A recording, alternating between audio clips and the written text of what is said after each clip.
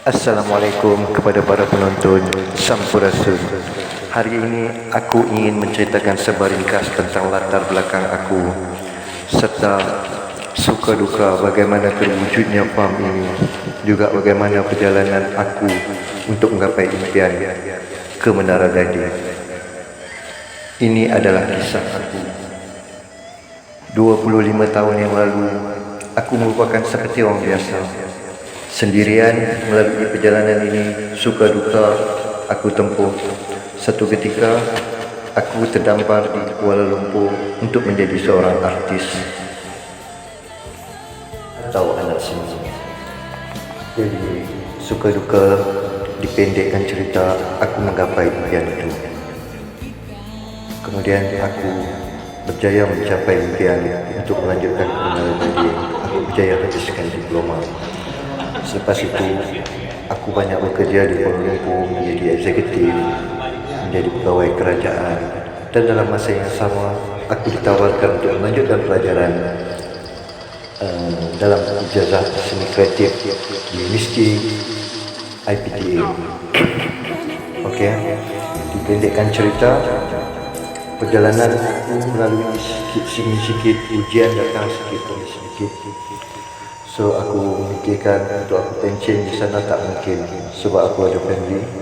Jadi aku decide untuk menjaga orang tua aku atau bapa aku hingga akhir hayat. Alhamdulillah, impian aku untuk menjaga bapa aku tercapai, di mana aku perlu berkorbankan sesuatu kerana sesuatu. Jadi aku korbankan kerjaya aku untuk dekatkan diri dengan keluarga serta menjaga arwah bapa aku hingga akhir hayat.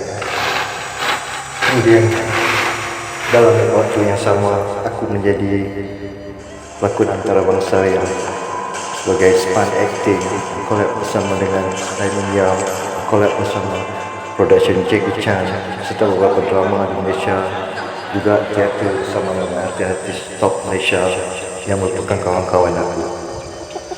Jadi kalau untuk nak panjang cerita tu memang panjang, jadi aku pendekkan sebuah ringkas. Macam itulah kisah aku, perjalanan aku.